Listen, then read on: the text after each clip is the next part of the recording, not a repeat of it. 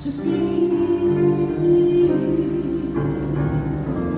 I hope it's all to be. To God be the glory. To God be the glory. To God be the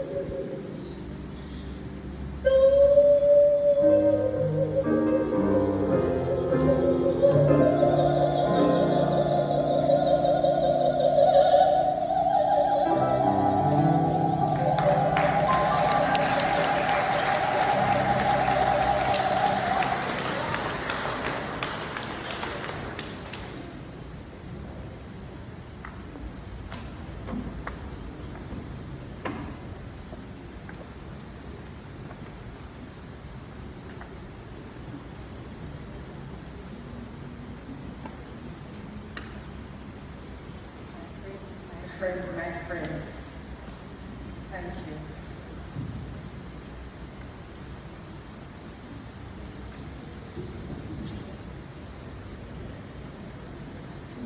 Writing and giving this tribute of remembrance to one of the greatest human beings to walk the face of this earth has been one of the hardest things we have been called upon to do. Daddy would tell us he prepared us our entire lives for this day. He lived a long life, impacted a lot of people, and accomplished much. But rest assured, this is the super condensed version, as we would like to get you back home before nightfall. We have heard a lot of expressions and adjectives used to describe Mr. George Anthony Brown, and everyone who has experienced him knows these to be true. Encourager, spoke his mind, quiet, kind, kept an eye on everybody. His laughter had a fun side, quiet dignity, controlled, disciplined, helpful, family man, loved his church family, a true comrade, loved his party, served his community, the best counselor. He was a good man, loved by all the citizens he interacted with in Ocho Rios and the wider community of St. Anne. Our father's life was dedicated to three things: his family, his party, and his church. The first never changed. The last two interchanged later in his life.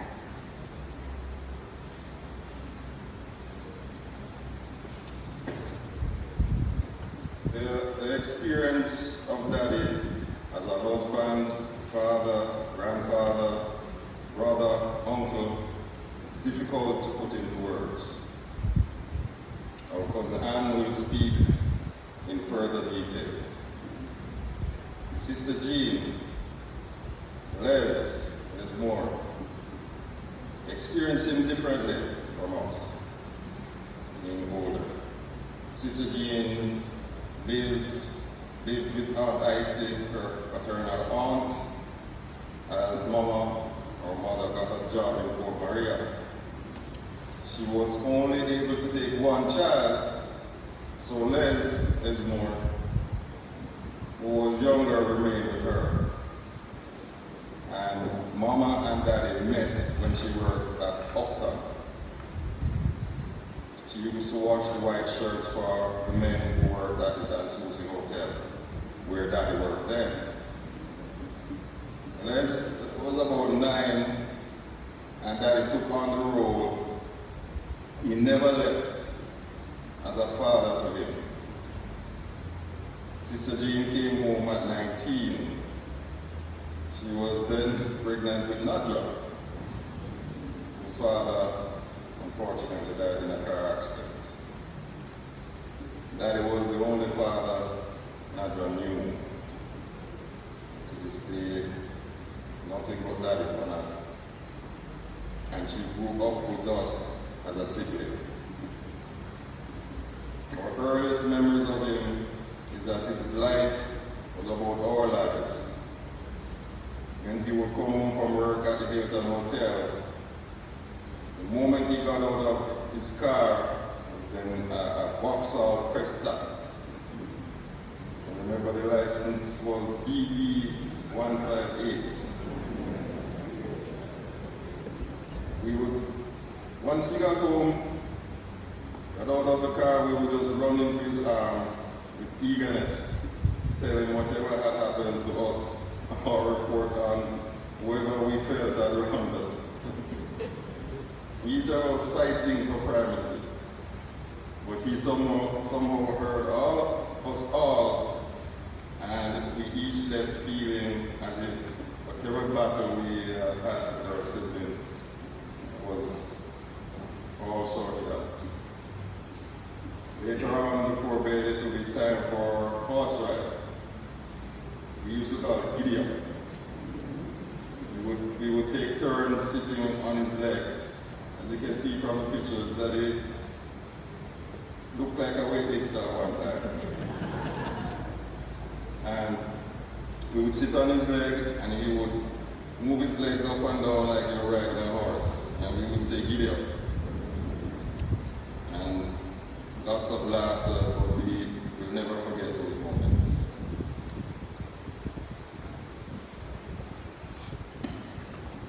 When the holidays came, it was time for trips. Picnicking at Bow, beach trips to Negril, when we get up early in the morning, my mom would cook from the night before. Rafting on the Rio Grande and drive outs to different parishes. We thought we were rich, right? But we realized later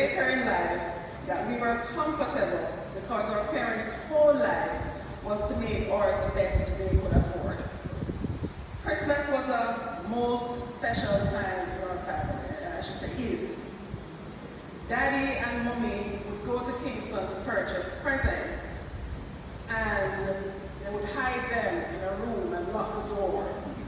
And we later realized in life that they were all chosen to our personalities and our likes and dislikes. The tradition began then of opening the presents under the Christmas tree, baking the Christmas cakes, making eggnog in the mornings. I mean, it used to be 5, 6 o'clock, but now, you know, some people party too hard, so it's now 10, 11 o'clock in the mornings. And big Christmas dinner with the turkey having the pride of place continues today. When we were children, there were always guests for Christmas dinner, and we, the children, were relegated to a table on the back veranda. But even from those early days, the turkey leg was reserved for who? Okay, me. Simone. The John Connor band from Exchange always stopped for a while at our house to entertain us and traumatize some of us today. As a show of respect for him, he in return refreshed them with some J-Rennet before they went on their way. He was amused and teased us mercilessly when we got older, at the way we would always run to hide, watching the Jonquils from the window of whichever rooms we were hiding in. He would remind Bill how he would dress in his cowboy suit and shoot at them. We all went off at some point to boarding school, the girls to Westwood and the boys to Linfield. He looked forward to us coming home, and at all times, and at that time, we could get whatever we asked for. Daddy hated stopping anywhere on the journey, but he would stop to get my chicken at Jerky's. Simone, by her time, didn't want Jerky's, so he had to stop and get her Kentucky Fried Chicken. And coming from Dinfield, from Linfield, then we had the Faith Spence stop. And one of the things there, I don't know if you remember that overhead bridge. Well, every single time that we drove on there, he blew the horn because it made that sound, and we would just laugh and laugh and laugh. It's something we loved, and it's something he always did for us. Our house was party central. Our parents hosted wedding receptions, tea parties, dinner parties, group meetings, strategy meetings, and just any old gathering. Entertaining others has now been inscribed in our DNA. Sheldon says that if a leaf falls, we have a party to celebrate. That is only caveat for our gathering was that we should never run out of food or drink, and we never, ever did. As a result, we always had copious amounts of each. At these and smaller family gatherings, Daddy would regale us with stories of life in Mount Stewart. And though most of us never knew him in person, we knew our grandfather, Pappy, from the stories that he told about him. And we especially love the story about him having his 6-shooter on his hips and his horse. I know we talk more about those things. Daddy always insisted things were to be properly done. As such, everything required a family meeting. You notice there are 3 of us here because everything in our house is a democracy. We have to, everybody participates in everything. We remember when he was due to have surgery, having been diagnosed with prostate cancer in 1995. He called us together as a family to prepare us for what he would go through and what might have been. As Simone, Bill, and I were about to flex our wings and find premises of our own, Daddy helped each of us to build an apartment onto the main house, as he did not want us to take on the burden of paying rent when we were just starting out. Friends would call us Black Chinese, as we all lived together. Our husbands had a warm time, as we were always going home. And Michelle has long ago resigned herself that Bill was going nowhere else. Daddy was not boastful, but reveled in our accomplishments. He loved showing us off. He would say he had a good life, because the biggest decision he had to make was which Benz he was going to go to church in.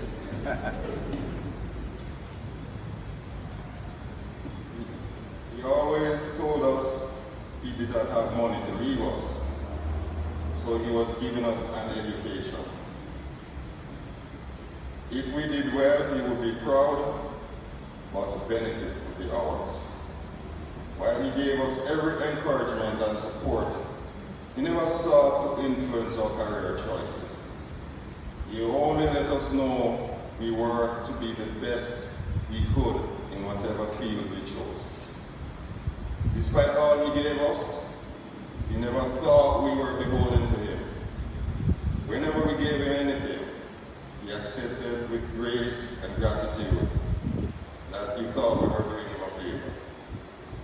We always assured him we were only doing what he put us in a position to do. He loved to hang with the boys. And I should mention Sheldon, my brother-in-law, Elon, my brother-in-law. He loved these two gentlemen, I think a little bit more than me. But I do love and appreciate them also. They're like my own brothers. I have several friends here today who I worked with in Yuatan at the bauxite plant. We became friends, and they're my lifelong friends today. I thank them for coming. As I said, he loved to hang with the boys. He had buddies to talk politics with, and that meant everything to him. Because sometimes I don't bother with the politics. Simone and I would be instructed to get the glasses and ice, and he, Sheldon, my friend sometimes, me, and there's more, had several drinks of one of his favorite whiskeys, which was Macallan. That was his latest drink of choice.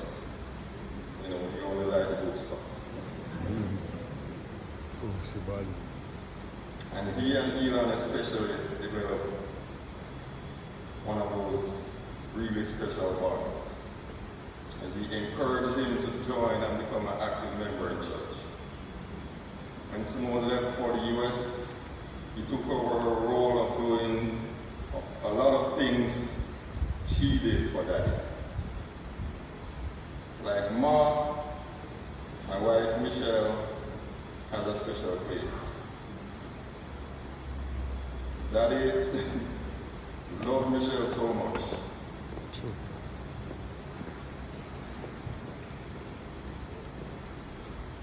He would worry about her. There we go.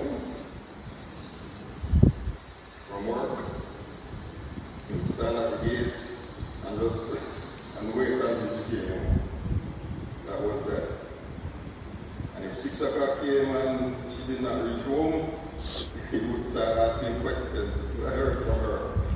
And I would say, no, much, all right, she's so cool. With Mama, he opened her house to our friends. Many traveled from overseas to be here. Sir Marston Gibson, sending his condolences, recalled his kindness to him when he stayed at our house in 1986. He looked out for our neighbors in the community, all our friends, and mentored many with fatherly advice. We mostly grew up in the St. Andrews United Church. Maxine was already ensconced in the Methodist Church when we moved to Buckfield. Our parents were approached by Reverend Swaby to have meetings in our home when he wanted to start a church in the new community of Buckfield, having already founded the Emmanuel Presbyterian Church then. Daddy gave no objection. Bill and myself were the first to lay this present in the newly constructed church hall.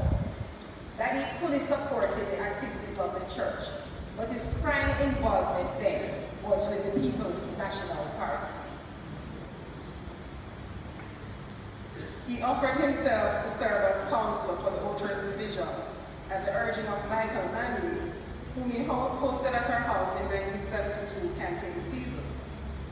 Mr. Manley saw his impact in the constituency and how well respected he was by the people. He ran against Robert Bobby Marsh and won the division with almost 67% of the votes. Later on, when I was working at the bank, I happened to be introduced to Mr. Marsh. And when the person who introduced us asked, "Do you know who this person is?" he says, "No." "Do you know who her father is?" he says, "No." "Her father is Tony Brown." And he became silent for a moment, and then he wistfully said, shook his hand, "That man was the only man to ever beat me in an election." He, unlike many politicians, improved his standing in the next local government elections at a most turbulent and divisive time in the life of our nation, getting 72% of the votes against the JP candidate Joseph Morris Blues. And get this, he was our mother's cousin. Despite his well-earned iconic status among the comrades of Northeast St. Anne, he never had a harsh word for the Jamaica Labour Party supporters. He reserved his criticisms for the leaders. He served all the citizens of Ocherous without distinguishing what party they belonged to. We were used to persons calling Mr. Brown, Councillor Brown, from the wee early hours of the morning. Our mother would sometimes go out to tell them it was too early and they were to return later. But all those persons would be served, having whatever need they carried to him satisfied. We found campaign season exciting and loved being on the platform with him. Like I said earlier, I once broke my arm running to get to the vehicle with the loudspeakers blaring. We have the manners, heavy manners, as we drove up to the gate. He encouraged us to be active in political life in our country, always reminding us not to take the right to vote for granted. We learned history, not from books, but from his recounting the 1938 riots and how universal adult suffrage was won. He was first in line at his PD 21, the last general election, and every other. The community looked forward to his children's treats for Christmas and back to school at the ball ground community. In those days, they were the only ones. He got support from the business community and was ably supported by the teachers from the Ocherous Primary School, who also lived in our community and who taught us all to have very good children on our peasant trees. The night before Christmas, before the treats, we all had to be engaged in packing the bags with toys for Christmas time and books and pencils and other items for back to school. We were always peeved that we were not allowed to take any of the goodie bags, but we knew all the games that we played for the spot prizes. That is us and our cousins, Judith, Gary, Kirk, and Steve. We lived back to back. So we danced with our cousins to get the prize for boy and girl dancing. We walked with different colored socks, and we were always at the ready to take off our shoes and run with them. So we always ended up collecting most of the prizes. Mama would scold us and not want to give us the prizes, as it was usually her handing them out. But Daddy said we won them fair and square. Later served his community as a councillor at the time when the position was a volunteer one. He resigned his job at the Hilton as he needed flexibility.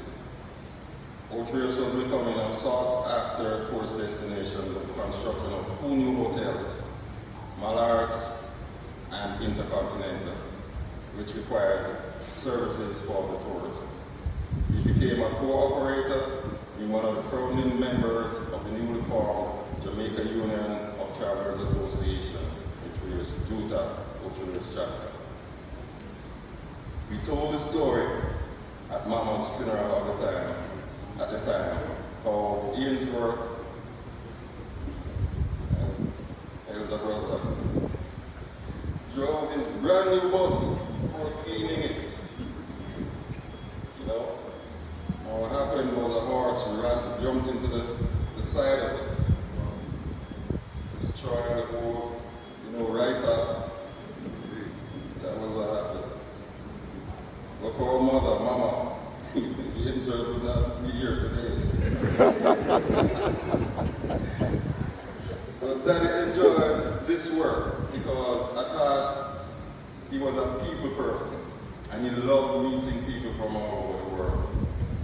He continued in this occupation until he turned it over to me. And I must say, when I started doing a tour operator, I met so many people from Utah's Outreach chapter. And when they realized that I was the son of Mr. Brown, they all came up to me and said, "Boy, the man that helped me, the man that gave me a whole heap of advice on how to become a good tour operator, Nobody ever had a bad word to say about that. Not anybody, nobody at all. So he was honored in 2025 with a Golden Tourism Award for over 50 years in the tourism industry. After politics, he turned his attention fully to the church. He was president of the Men's Fellowship and also a Sunday school teacher and lay pastor. What Persis did not see was the preparation he made to attend to those duties. He devoted Saturday evenings into the night to write his sermons and perfect what he was required to do on the Sunday. Of course, he transitioned well from being the most engaging speaker at spot meetings to being a most engaging preacher. We would always choose, because by that time we had a choice, to go to church when Dad was preaching, as we were sure the songs were going to be lively and the sermon would not be boring. He loved singing hymns and choruses, and loved the meeting and greeting and hugging, which we did during the singing of choruses. As you heard, he was a star of every Christmas and Easter production at the church, getting the loudest applause, and we are certain he could have made a career out of acting. And this one thing about Daddy is his most enduring legacy. It was his commitment to a healthy lifestyle. After he retired from active politics, as his job was to drive, he took up walking. He would walk long distances, ridiculously long distances. Sometimes going as far as Great Pond, top speed, pumping his arms. A lot of us could not keep up with it. On the few occasions we tried. If it rained, he walked around the house. Up to the Monday before he passed away, he walked that very morning. It was in the evening that we took him to the hospital. And his children, his grandchildren, all of us who were around him noticed this discipline. And many persons were inspired by it, including myself. He could manage the weights, but he would encourage me to go ahead and lift those weights. And a lot of times, whenever we were in Outreach, just walking around, moving about, people would tell us and say they saw Daddy walking. How old he is? 95, and he's still a walk. That was Daddy. When Sister Jean thought it was too much and something may happen to him on the street, we had to just tell her, don't worry, let him do what he's already doing. If anything would happened, someone would see it and attend to it. That was the type of person my father was. We know, because he told us so, that he was proud of his family, to include all our cousins. We know he boasted on our accomplishments, also their accomplishments. He was our biggest cheerleader, but he always reminded us that these were blessings given to us by God. We could not leave this tribute without speaking of Daddy as a husband. He was devoted to our mother. He cared for her during her illness, and since her passing, assumed the role of mother and father, taking on the things she used to do, up to giving us money, as big as adults as they are, when we were traveling abroad. For us, seems like the end of an era. Maybe it is. But we will trot along, being what he taught us to be, a family that looks out for each other. And it's always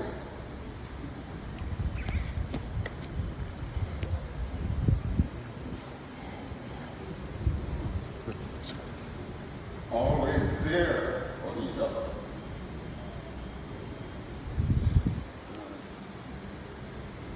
We imagine Daddy being greeted as he got to heaven.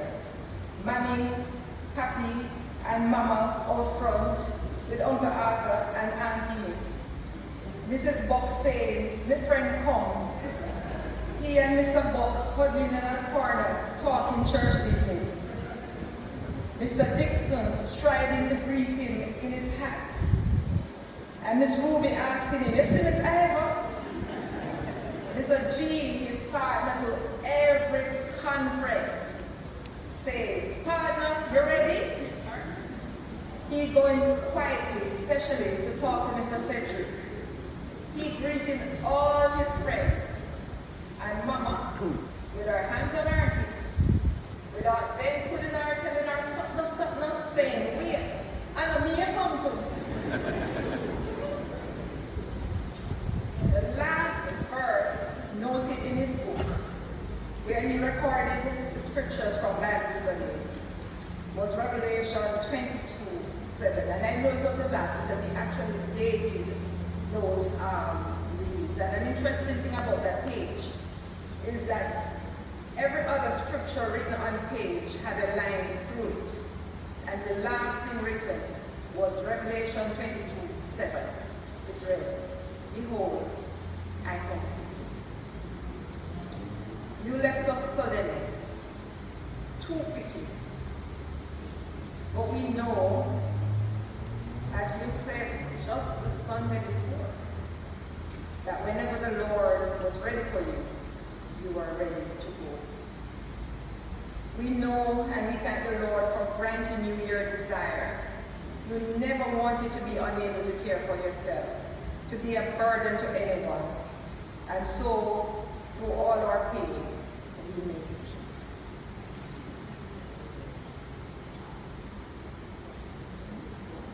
You give Mama the hugs we cannot give her anymore. But we know you will continue to take care of each other. We love you now and forever. We honor you. Rest in sweet